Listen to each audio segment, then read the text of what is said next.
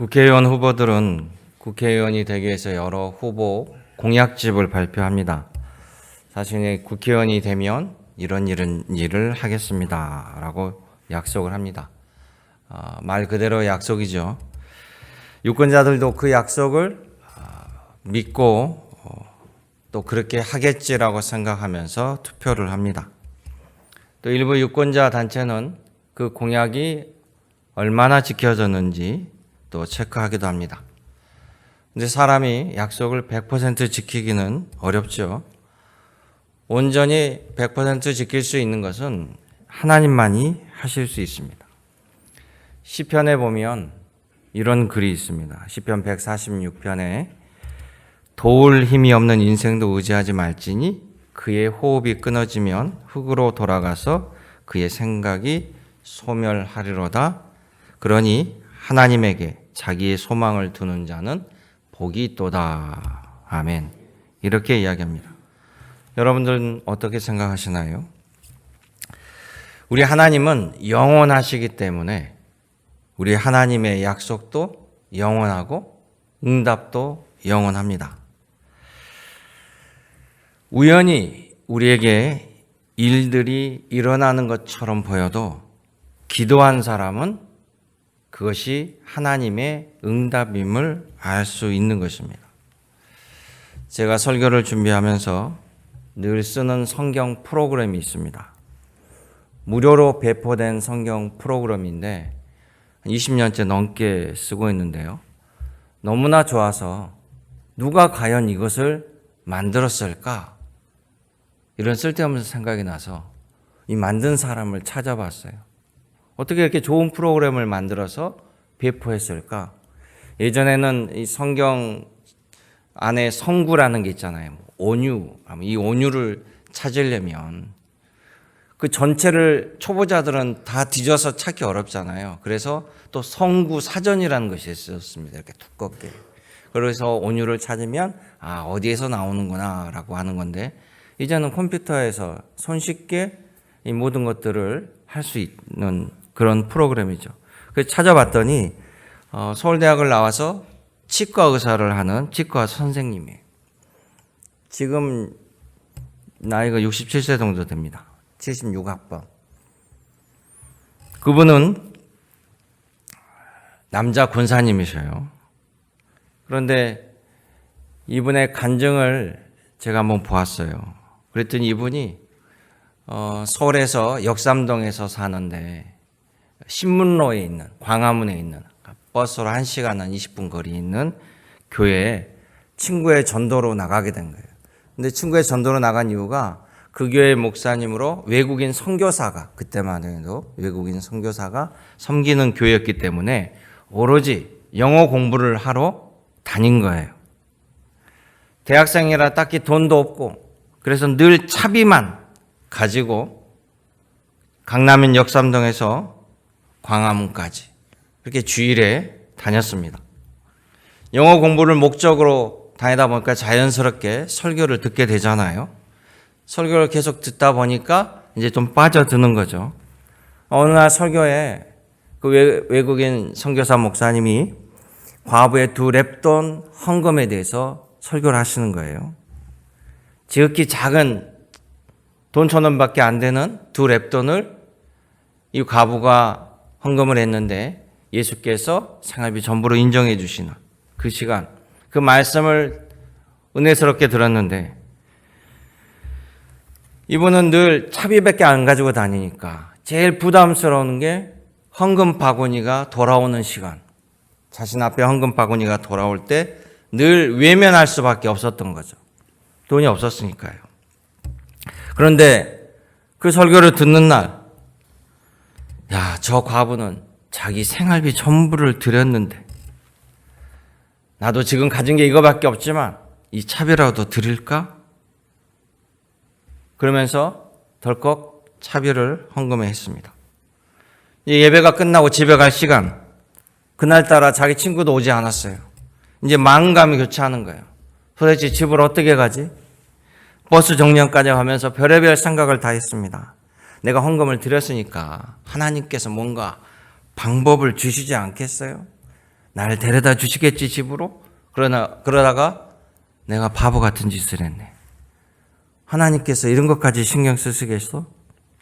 아니야. 하나님이 누군가를 날 만나게 하셔서 방법을 주실 거야. 에이, 안 되면 그냥 4-5시간을 다리 건너 가지 뭐. 이러면서 5만 가지 생각을 하면서 버스 정류장에 도착해 보니까 주일 오전이라 버스 정류장에 사람이 하나도 없더래요. 앞불사. 내가 괜히 쓸데없이 하나님을 시험했네.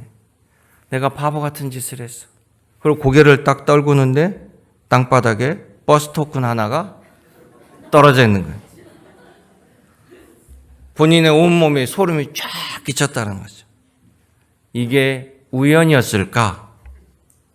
하나님의 준비하심일까? 이분의 간증이에요. 하나님의 응답은요, 꼭 우연처럼 보이게 나타나는 것이 더 많습니다. 그래서 믿음이 필요한 거예요. 기도한 사람은 압니다. 우리들의 신앙생활도 그렇습니다. 우연과 응답 사이에 우리들의 믿음의 크기가 있다라는 사실이에요. 오늘 여호수아 11장에는 살아계신 하나님을 신뢰하면 하나님 말씀대로 하나님 약속을 누리게 된다는 것을 확실하게 보여주고 있습니다. 가나안 땅 정복 그 과정을 11장을 통해서 마무리로 볼 수 있습니다. 하나님의 말씀대로 이루어지는 그 은혜가 여러분 모두에게 함께 하시기를 주님의 이름으로 축원합니다. 그래서 오늘 11장을 보면 첫째는요, 여호수아 마지막 전투에서 하나님께서는 무기와 병거를 의지하지 말고 하나님을 끝까지 신뢰하라고 합니다. 전쟁에 나간 군인들은 매번 두렵죠. 매번 나가서 승리한다는 보장이 없잖아요. 단 한순간 허점이 노출되거나 잘못되면 죽습니다. 그래서 산전수전 다 전쟁에서 겪었다고요. 접신물에 빠져 죽지 않는다는 법이 없습니다. 전쟁은 치열하든지 치열하지 않든지 죽음이 도사리고 있죠. 항상 긴장해야 되고 항상 조심해야 되고 또 다른 불씨를 남겨두지 않는 것이 전쟁입니다. 여호수아는 전쟁의 잔뼈가 굵어버렸어요. 이제 가나안 땅 남쪽을 다 점령하고 북쪽의 연합군과 함께 일전을 치러야 됩니다. 오늘 보면 북쪽의 연합군들이요, 성경에 보면 해변의 모래처럼 많고 그들에게는 말과 병거가 가득했다라고 기록하고 있어요. 그러니까 가나안 남쪽의 5개 왕국과의 전쟁은 게임이 안 될 정도로 어마어마한 이 북쪽 연합군과 함께 싸워야 됩니다. 이 전쟁이 얼마나 두려웠는지 그것을 알 수 있는 것은요, 오히려 여기 보면 11장에 6절에 하나님께서 그래요. 여호와께서 여호수아에게 이르시되 그들로 말미암아 두려워하지 말라. 내일 이맘때 내가 그들을 이스라엘 앞에 넘겨주어 몰살시키리니 너는 그들의 말 뒷발의 힘줄을 끊고 그들의 병거를 불사르라 하시니라. 아멘. 이 말씀은 하나님이 단지 여호수아에게 용기와 응답을 줬다기보다는 그만큼 두려운 전쟁이었다는 거예요. 산전수전 다 겪은 여호수아도 두려워할 정도의 전쟁이기 때문에 하나님께서 말씀을 하신 거예요. 그러면서 하나님께서 뭐라고 합니까? 그들의 말에 힘줄을 끊어버리래. 병거를 불사르는 거예요. 자, 전쟁을 해서 그들의 말과 병거가 압도적으로 이스라엘보다 많습니다. 그러면 그들의 말과 병기는 우리로 따지면 최신 무기예요. 전쟁을 해서 최신 무기를 우리가 습득하면 그걸 우리가 사용해서 역으로 쓸 수 있잖아요. 임진왜란 때 일본의 조총에게는 우리가 당할 수가 없습니다. 그런데 조총 부대가 투항하거나 조총을 거두게 되면 조선군이 그것을 배워서 역으로 쓰는 거죠. 그걸 불태워버릴 필요가 없잖아요. 그런데 하나님께서는 전쟁의 귀중한 무기로 쓸 수 있는 말에 힘줄을 끊어서 적도 못 쓰고 너희도 쓰지 말라는 거예요. 병거도 다 불태우라는 거죠. 그 말은 그러면서 하나님만을 신뢰하는, 하나님만을 신뢰하고 하나님의 방식대로 전쟁을 치르라는 겁니다. 세상과 다른 하나님의 지시입니다.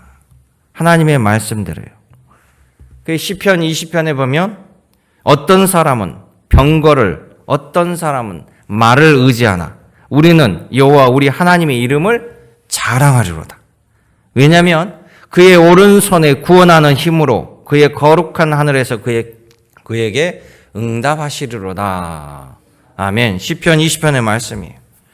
오직 하나님의 백성은 하나님의 역사를 신뢰하라는 겁니다. 우리가 미래를 예측할 수 없어요. 살아계신 하나님만이 하실 수 있습니다.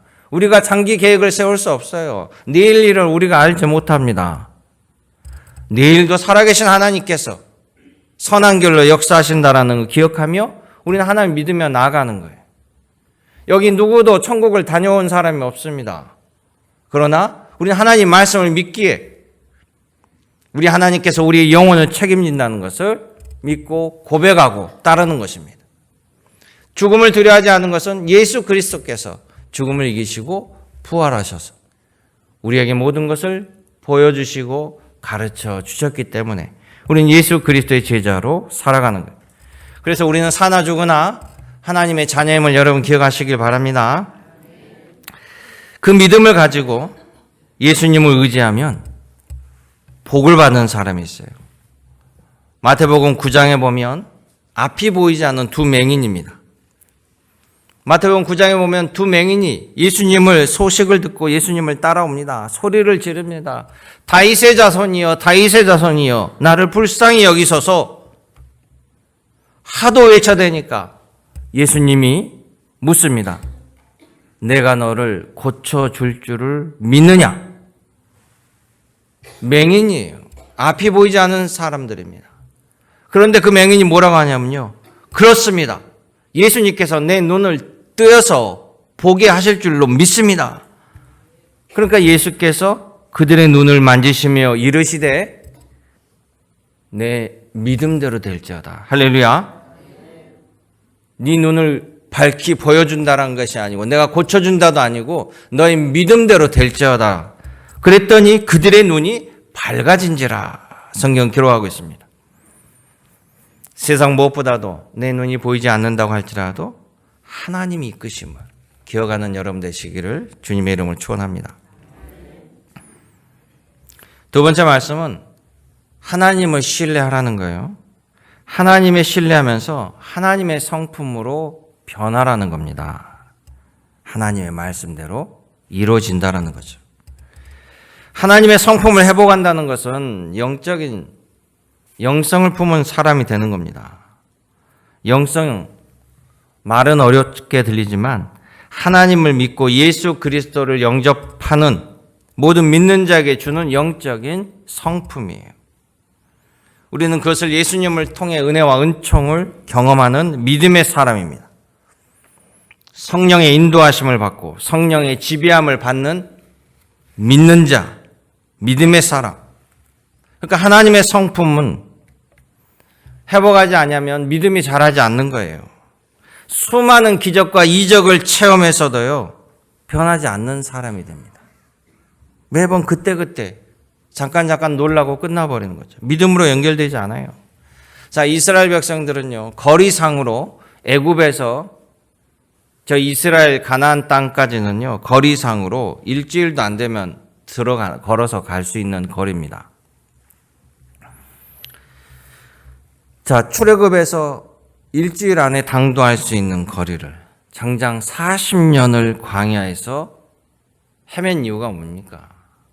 그들은 하나님을 끝까지 신뢰하지 않았어요. 그런 믿음이 자라지 않았다는 거예요. 그런 온전한 성품으로 자라지 못했기 때문에 그들은 이 40년을 헤매게 된 겁니다. 자, 이스라엘은요, 출애굽할 때 10가지 재앙을 체험했습니다. 모세가 말한 그대로. 그 다음에 그들의 눈에 보이는 구름기둥, 불기둥으로 인도했습니다. 신비로운 경험이죠. 성경에 의하면 앞뒤로 천군 천사가 호위했다고 나와요. 그리고 무엇보다도 어느도 누구도 부인할 수 없는 남녀노소 다 홍해를 건넜습니다. 바다를 건넜어요. 그리고 광야 시절에 출애굽한 2개월부터 만나와 메추라기를 먹습니다. 조상이 먹었다는 얘기 아니라 자기네들이 다 먹으며 체험하는 거예요. 3개월 만에 시내산에 도착합니다. 시내산에 도착하여서 모세가 시내산에 올라갈 때 구름이 역사하고 천둥번개로 하나님 모세와 대화하는 것을 보게 됩니다. 그리고 율법과 십계명을 받죠. 성막도 만듭니다. 출애굽해서 중간에 시내산에서 1년 반을 머무르게 되고 이런 과정 속에 2년 만에 가나안 땅 앞에 밑에 있는 가네스 바다에 도착했습니다. 이제 거기만 지나면 가나안 땅으로 입성하는 거예요. 수많은 기적과 수많은 은혜와 때로는 불신으로 일부가 매를 맞고 심판도 받았습니다. 그리고 도착한 가네스 바데아.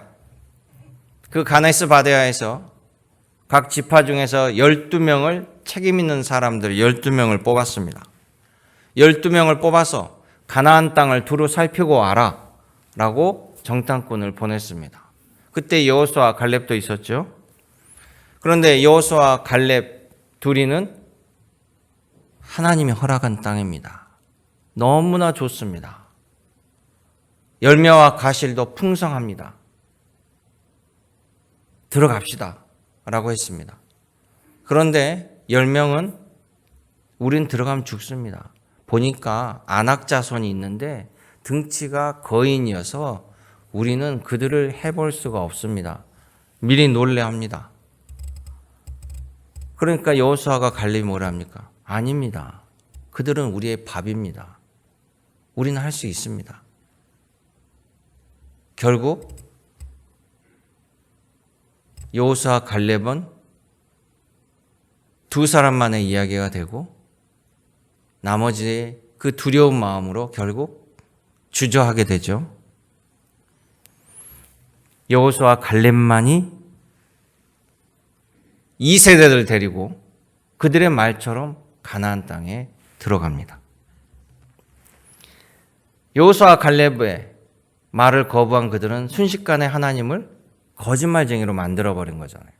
지금 하나님께서 적과 꿀이 흐르는 가나안 땅으로 이들을 데리고 정착시키겠다고 홍해 사건이 벌어지고 10가지 재앙이 벌어지고 만나와 메추라기로 먹이고 무리바에서 반석에서 물을 먹여서 데리고 왔는데 그 앞에서 우리는 못 들어간다는 거예요. 우리는 들어가면 죽는다는 거예요.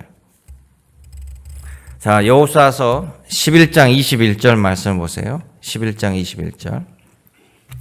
그때 여호수아가 가서 산지와 헤브론과 드빌과 아납과 유다 온 산지와 이스라엘 온 산지에서 아낙 사람들을 멸절하고 그가 또 그들의 성읍들을 진멸하여 바쳤으므로 22절 이스라엘 자손 땅에는 아낙 사람들이 하나도 남지 아니하였다. 아멘.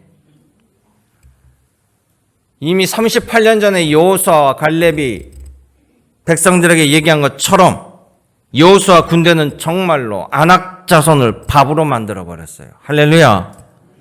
그때 38년 전에 이와 같은 믿음을 가졌다라면 1세대들은 광야에 죽지 아니하고 모두가 들어와서 이 열매를 맛봤을 겁니다. 하나님을 신뢰하지 아니하고 눈에 보이는 것만 집착한 구세대는요 가나안 땅에 한 사람도 발을 디딜 수가 없었어요. 여호수아 갈렙과 신세대는 가나안 정복하며 들어갑니다. 그래서 하나님의 성품을 회복해야 돼요. 하나님의 사람, 하나님의 역사를 믿는 사람, 그리스도를 따르고 그리스도의 말씀대로 변화되는 사람이 되어야 한다는 거예요. 신의 성품에 참여하는 자, 영성을 이루는 자, 하나님의 성품으로 사는 사람, 바로 믿음으로 사는 사람입니다. 바로왕이, 애굽의 바로왕이 히브리의 노예들이 너무나 많이 팽창하니까 같은 히브리 산파들에게 아이가 나오면, 남자아이가 나오면 다 죽이라고 했어요. 그때 당시 왕의 명령은 지금의 대통령, 독재자 명령보다 더 어마어마한 명령이잖아요. 누가 그걸 거부할 수 있겠습니까? 그런데 성경에 보면 히브리 산파들이 그 황제보다 더 강력한 애굽의 왕의 명령보다 하나님을 두려워하여 아이들을 죽이지 않았어요. 그 히브리 산파들이 하나님을 두려워하여 그 아이들, 남자아이들 생명을 살린 가운데 여러분 모세가 태어난 거예요. 그리고 모세를 통해서 출애굽의 역사가 일어났습니다. 하나님 말씀 따라 순종하는 사람 따라 하나님의 역사가 이루어졌다는 사실에 이 말씀을 믿으시길 원합니다. 마지막 세 번째 말씀은 하나님의 말씀을 신뢰하면 하나님께서 말씀하신 그 열매를 그대로 받게 된다는 거예요. 하나님의 신뢰한 대가가 복과 은혜를 누리게 되는 겁니다. 하나님께서는 노예 생활로 비참한 이스라엘 백성들에게 내가 젖과 꿀이 흐르는 땅으로 너희들을 옮기겠다. 오직 하나님의 백성으로, 하나님만을 경배하는 백성으로 살게 해 주시겠다라고 약속한 사건이 바로 출애굽 사건입니다. 하나님은 이스라엘 백성들을 이끌어 나올 사람으로 모세를 택하시고 모세에게 그 약속을 했어요. 모세는 애굽에서 살인자라는 말을 듣고 사우디아라비아에 있는 미디안 광야에서 도망쳐서 미디안 광야에서 양치기로 살아갔어요. 그런 양치기에게 하나님께서 나타나십니다. 너는 다시 애굽으로 돌아가서 내 백성을 이끌고 애굽에서 나와 내가 지시한 곳으로 바로 가나안 땅으로 이끌고 나오라. 이 명령을 하신 거예요. 모세는 오직 하나님의 약속을 믿고 그 일을 한 겁니다.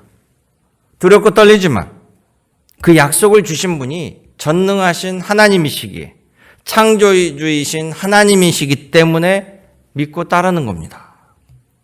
이게 하나님에 대한 전적인 신뢰가 없이는 할 수가 없는 일이에요. 그래서 모세는요, 항상 자신이 하나님 말씀을 믿고 행하면 하나님께서 결과로 말씀해 주셨어요. 열매로 채워 주셨다는 거예요. 자, 이 말이 뭐냐면 모세가 하나님, 나 혼자 애굽의 바로왕을 대항을 해야 되는데 이미 애굽 땅에서는 자기는 현상범이잖아요. 살인자로 도망을 쳤기 때문에 들어가면 잡히잖아요. 그런데 하나님이 내가 너와 함께 하겠다라고 하셨으니까 모세가 묻습니다. 하나님, 저와 함께 하신다는 증거가 무엇이요? 보여주시면 안 될까요? 모세가 물을 때 하나님께서 너의 지팡이를 던져라 했습니다. 그 말을 듣고 지팡이를 던졌죠. 그 지팡이가 던지니까 하나님께서 그 지팡이를 뱀으로 바꿨어요. 그 다음에 하나님 말합니다. 뱀의 꼬리를 잡으라. 모세가 말씀대로 뱀 꼬리를 잡아요. 누가 뱀 꼬리를 잡습니까? 머리를 잡아야지. 뱀 꼬리 잡으면 물지 않겠어요? 강아지도 여러분 꼬리 만지면 머리로 와서 여러분의 손을 쥐니까 안 물지만 피하려고 할 거 아니에요. 그런데 하라니까 해요. 뱀 꼬리를 잡으니까 어떻게 됩니까? 지팡이로 바뀌잖아요. 믿음으로 행동하며 하나님의 결과를 받게 되지요. 10가지 재앙도 그래 선포하는 거예요. 하나님 말씀대로 선포했더니 모세가 재앙을 내리는 거 아니에요. 모세가 선포했는데 하나님이 안 해주면 이 사람은 거짓말쟁이가 되는 거예요. 그런데 그렇지 않다는 거 아니까 모세가 가서 바로에게 하나님의 심판을 얘기하잖아요. 10가지 재앙이 그대로 모세의 말에 뒤이어서 이루어집니다. 출애굽 사건에 순종하니까 가나안 코앞바게까지 이끌어오게 되는 거예요. 모세는 요르단 느보산에서 자기가 여기까지란 걸 알게 되니까 후계자 여호수아를 세우죠. 하나님 명령으로. 그 여호수아에게 그대로 말합니다. 내가 받은 은혜, 내가 받은 명령, 내가 체험한 하나님. 그래서 여호수아에게 너가 그것을 바톤을 이어받아서 하나님의 약속, 나에게 주신 약속이 곧 너에게 주신 약속이고 너에게 주신 약속이 곧 이스라엘 백성의 약속이다. 그래서 여호수아에게 임무를 부여하죠. 여호수아는 그 말씀을 그대로 받고 순종하여서 오늘 여호수아 11장에 가나안 땅 북쪽 모두를 다 진멸시켜버리고 가나안 땅을 정복합니다. 꿈 같은 열매를 맺게 된 거예요. 이것이 바로 하나님의 말씀에 신뢰하고 순종하면요, 반드시 축복의 열매를 맺게 된다라는 거예요. 여러분 믿으시길 원합니다. 예수님에게 복음을 들은 베드로는요, 예수님의 말씀의 권위에 순종하고 감동을 받습니다. 베드로는 처음부터 예수님이 구세주 그리스도인 줄은 몰랐어요. 아, 대단한 선생님이시구나. 그의 말씀이 반박할 수 없는 너무나 강렬한 말씀들이고 그의 심령을 파고드는 말씀입니다. 그런 베드로, 지난밤 밤새로 고기잡이에 실패해서 한 마리도 잡지 못하고 새벽에 그물을 거들고 있는 상태에서 예수님이 오셔서 말씀을, 가르침을 받게 돼요. 예수님이 그 가르침을 끝내고 베드로에게 명령합니다. 누가복음 5장 4절에 보면 너가 잡은 것이 있느냐? 밤새 허탕 쳤습니다. 다시 가서 깊은 곳에 가서 그물을 내려라. 베드로는 전문 고기잡이잖아요. 예수님은 목수잖아요. 그런데 베드로가 뭐라고 합니까? 밤새 내가 허탕을 쳤지만, 이게 중요해요. 예수님의 말씀에 의지하여서, 예수님의 말씀에 따라서 내가 다시 가서 깊은 곳에 그물을 던지겠나이다. 그리고 그물을 던지자 물고기가 너무나 가득하여서 그물이 찢어졌다라고 성경은 기록하고 있습니다. 할렐루야. 주의 말씀대로 이루어진 것을 여러분 기억하시길 원합니다. 우리 여호수아서 11장 23절 마지막 말씀을 같이 읽고 말씀을 마치고자 합니다. 이와 같이 여호수아가 여호와께서 모세에게 말씀하신 대로 그 온 땅을 점령하여 이스라엘 지파의 구분에 따라 기업으로 주매 그 땅에 전쟁이 그쳤더라. 아멘. 은혜롭고 참 좋으신 아버지 하나님, 어제도 살아계시고 오늘도 살아계시고 내일도 주장하시고 역사하신 아버지 하나님만을 또한 신뢰하며 믿음 가운데 믿음의 자녀로 나아갈 수 있도록 인도하여 주옵소서. 언제나 함께 하시는 예수님의 이름으로 기도드리옵나이다. 아멘.